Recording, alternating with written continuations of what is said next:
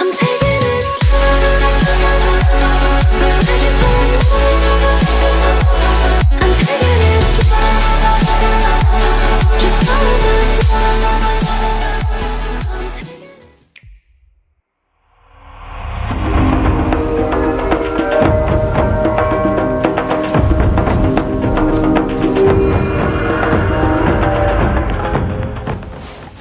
Kunitsu-Gami, Path of the Goddess, is one of the most surprising and distinctive showcases on Nintendo Switch. Capcom's Shinto-inspired adventure blends fast, elegant action with thoughtful tower defense, tasking you with protecting the goddess Yoshiro as she purifies corrupted villages. It feels fluid and satisfying, with graceful combat that pairs beautifully with strategic unit placement and role management.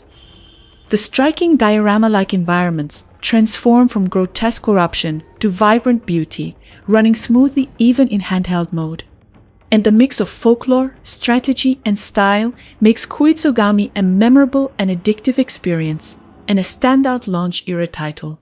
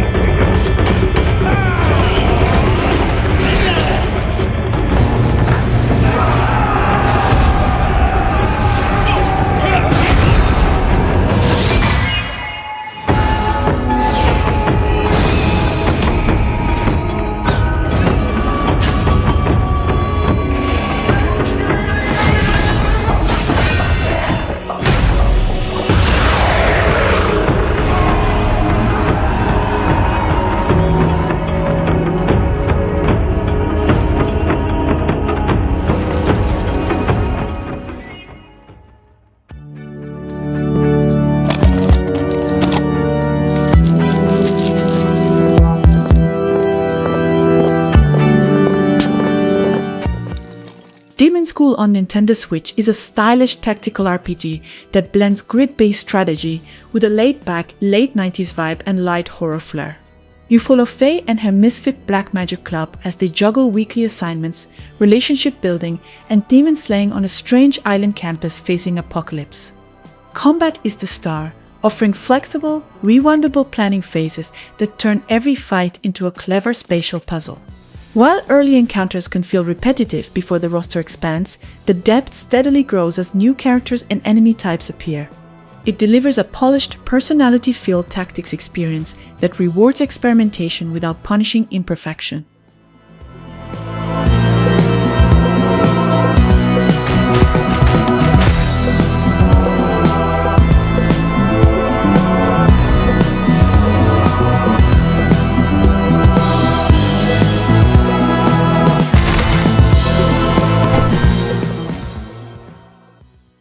The story of a strong woman. Sorry. Indika on Nintendo Switch is a daring, unsettling narrative experience held back by a compromised port. It's set in a bleak, Tsarist-era Russia and follows a young nun wrestling with faith, doubt, and a possibly demonic inner voice, delivered through sharp writing and surreal presentation. While the story is thoughtful and philosophically rich, the Switch version struggles with frequent crashes, missing assets, broken cutscenes, and heavily degraded visuals, especially in handle mode. Indika remains compelling at its core, yet on Switch it's difficult to recommend unless you have no other platform. A walking sim. No. A survival horror. Not. As a comedy. No. Or a tragedy. No. No, none of that. Indika. A subversive, self-endeavorous, multi-meta-layered, non-perspective, conscious-driven action answer seeker out. The rift brought us all here, wherever here is. But monsters followed us through. Rift of the NecroDancer takes rhythm-based roguelikes into a wild, guitar-shredding spin. You guide Cadence to 3 vertical lanes of enemies, hitting notes to the beat while dodging, countering, and chaining combos in real time. Each enemy type has unique movement and attack patterns, turning battles into chaotic, mind-bending puzzles. Between the main combat, quick minigames, and inventive boss fights, there's plenty to keep you on your toes. With stylish visuals, a varied soundtrack, and clever difficulty options, Rift is a rhythm game that rewards pattern recognition, timing, and pure reflex skill. A challenging and exhilarating experience for rhythm and roguelike fans alike.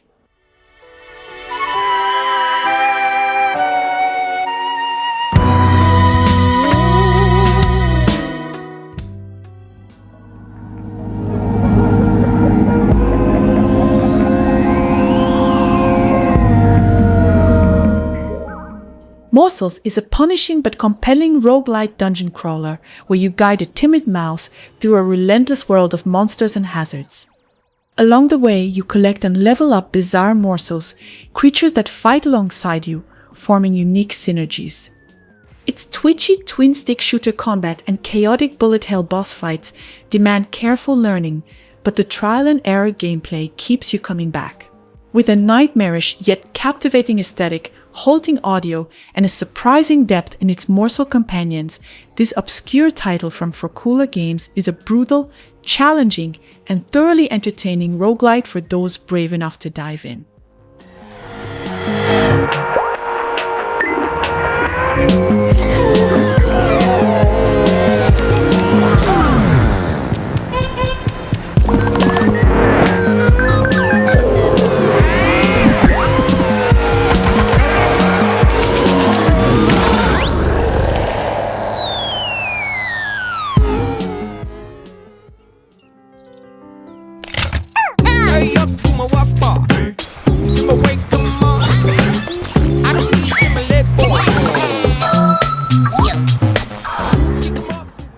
Ruffy and the Riverside is a charming, late 1990s inspired 3D platformer that stands out with its clever copy and paste mechanic, letting you manipulate environments to solve puzzles, traverse zones, and collect goodies. Ruffy zips around vast, colorful worlds with his bee sidekick Pip, smashing crates, hovering with ease, and racing through hay bale challenges. The game's nods to Mario, Crash, and other classics, combined with dense puzzles and collectibles, make it a delight for younger players and nostalgic adults alike. Minor performance hiccups on Switch and quirky enemies don't hinder the fun. This is a surprisingly polished and joyful debut from Zuckrid's Laboratories.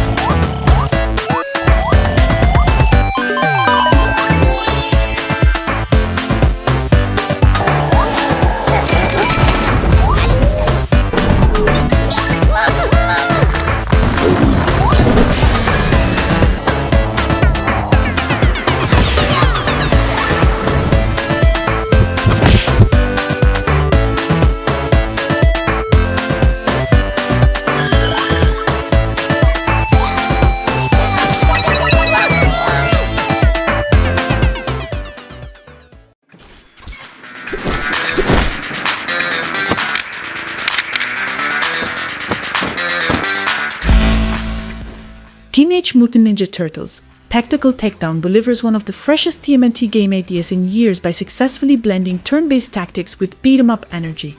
Each turtle plays solo with 6 action points per turn, translating classic combo flow into smart positioning and satisfying hit-and-run strategies. The tabletop-inspired visuals are clean and charming, and the writing nails the brothers' personalities, especially Raph's arc.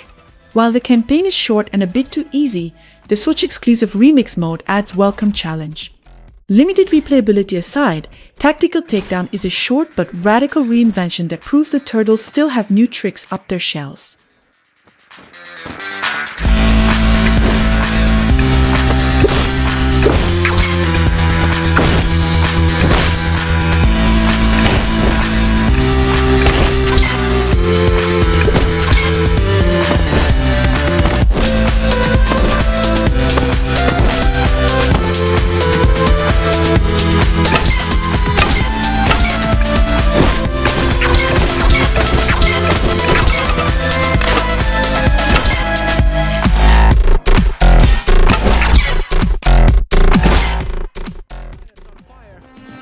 like, let me overthink this for 8 hours first. He pokes into everything, talks to everyone. He even expects... Rue Valley sells itself as a narrative RPG, but it's really a point-and-click mystery wrapped in a tight, repeating time loop. You play Eugene Harrow, trapped in a 47-minute cycle that resets after every therapy session, piecing together clues through conversations, exploration, and an evolving mind map of intentions. When the systems click, progress feels genuinely rewarding, and a handful of tense character moments stand out. However, the slow, murky opening and heavy trial and error can be draining, especially when dialogue options are dated by early character choices that can feel like permanent missteps. If you love time loop narratives and methodical mystery solving, Rue Valley it is. Machines tells people off, doesn't second guess, just goes. He's not unkind. He's just done pretending to be okay. Me? I'd apologize to a chair for bumping into it. But this guy, he flips off the sky, and when it explodes, he doesn't flinch. They broke your time. Go get him. Your story stolen from you. If you seek to reclaim it. Lost Eidolons' Veil of the Witch takes the series in a bold new direction, blending tactical RPG combat with demanding roguelike structure. Each run feels purposeful, with deep base camp progression, flexible class systems, and satisfying party synergy keeping the grind engaging rather than tedious. Combat is the clear highlight, built around smart weapon and armor affinities, shifting enemy weaknesses, and tense boss encounters that reward careful planning. While balance issues, awkward UI quirks, and punishing difficulty spikes can test patience, the core loop remains compelling. Visually uneven but mechanically rich, Veil of the Witch is a brutal, addictive tactical experience. Again.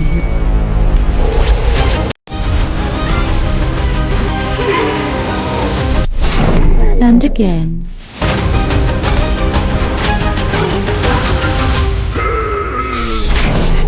Not again.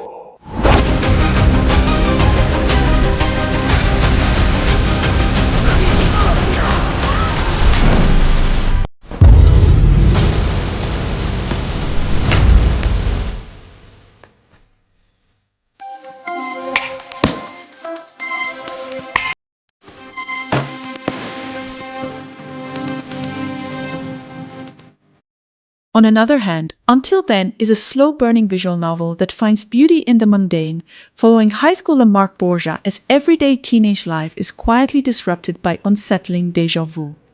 Its expressive pixel art and scene-driven presentation make the world feel alive, while a carefully paced, supernatural thread slowly creeps in. Gameplay is minimal, but charming narrative-focused minigames help break up the flow and add texture.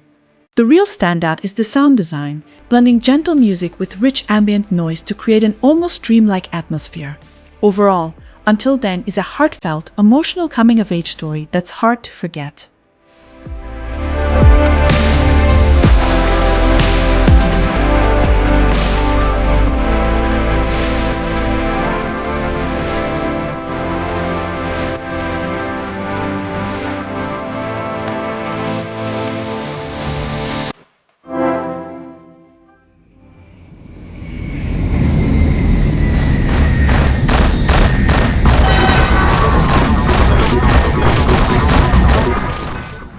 Blade Chimera is a confident, combat-first Metroidvania that proudly leans into its Castlevania roots.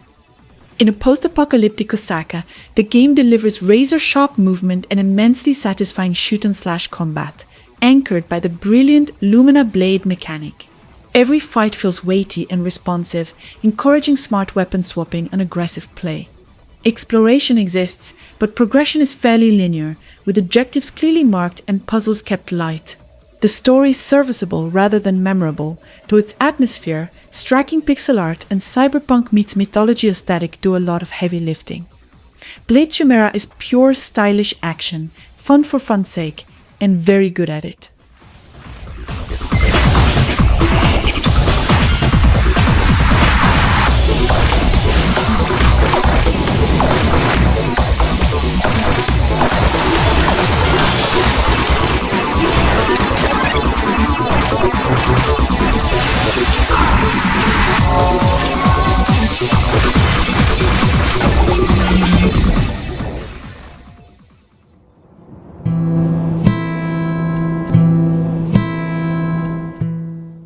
Laika Age Through Blood on Nintendo Switch is a bold reinvention of the Metroidvania formula, blending high-speed motocross traversal with brutal, precision-based combat. Exploration demands constant focus, as flips reload weapons, deflect bullets, and keep you alive amid relentless firefights. Beneath its striking art and anthropomorphic cast lies a grim, mature story set in a post-apocalyptic wasteland, elevated by one of the best soundtracks in recent years. The challenge is steep but fair, thanks to generous checkpoints and clever mechanics. Minor performance hitches aside, Laika stands out as a daring, stylish, and unforgettable experience that earns its place among modern Metrovania greats. There's nothing else to do, there's nowhere else to go, there's nothing else to live for. I accepted an apprenticeship at Strange Antiquities. I thought it would be easy. Strange Antiquities on Nintendo Switch is a cozy, spooky puzzle adventure that trades occult plants for cursed curios, and the swap works beautifully. Set once again in the eerie town of Undermere, you run a magical antique shop, listening to customers' troubles and matching them with the right supernatural artifacts. The gameplay loop is deeply addictive, blending clever deduction, light exploration, and meaningful story choices that can alter the narrative's outcome. Its slow burn mystery is carried by excellent writing, subtle music, and a charmingly macabre art style. It's a thoughtful, atmospheric follow-up that fans of strange horticulture should not miss. Oh no.